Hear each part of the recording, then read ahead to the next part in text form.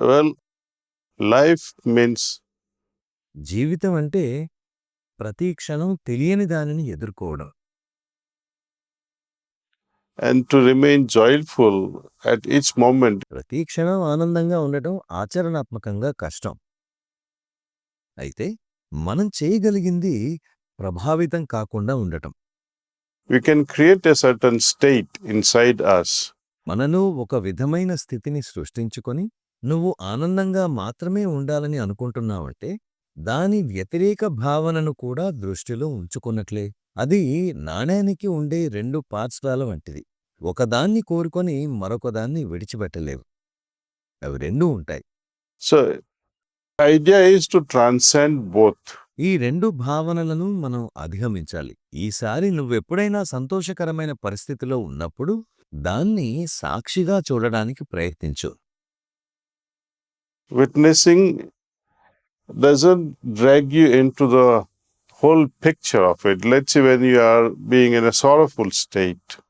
సాక్షిగా ఉండటం అనేది నిన్ను దానిలోనికి లాగదు.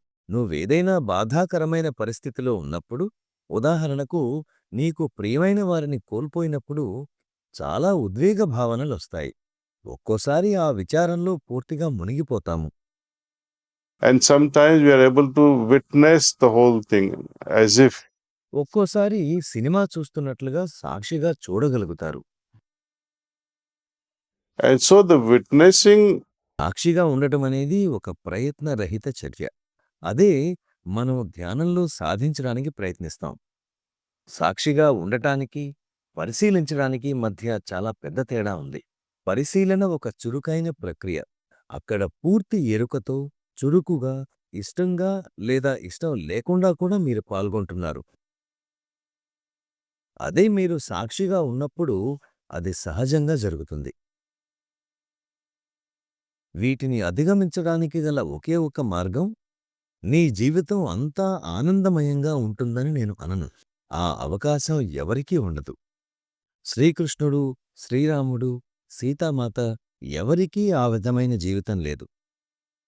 and I don't think there will ever be anyone having that state.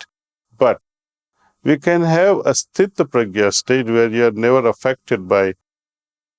ఇక ముందు ఎవరికైనా ఉంటుందని నేను అనుకోను. కానీ అనుకూల, ప్రతికూల లేదా సంతోష విచారాల వల్ల ప్రభావం చెందని స్థితప్రజ్ఞ స్థితికి మనం చేరుకోవచ్చు. అది అన్ని వేళలా మీ చుట్టూ ఒక రక్షణ కవచం ఏర్పాటు చేసుకోవడం వంటిది. And this protective layer in Sahaj Marg సహజ మార్గాన్ని నేనర్థం చేసుకున్నంత వరకు ఈ రక్షణ కవచం అనేది నిరంతర స్మరణ అనే ఒక రక్షించే గొడుగు. దాని నుండి బయటకు వచ్చిన మరుక్షణం అన్నింటికీ మనం గురవుతాం, బలహీనులమవుతాం.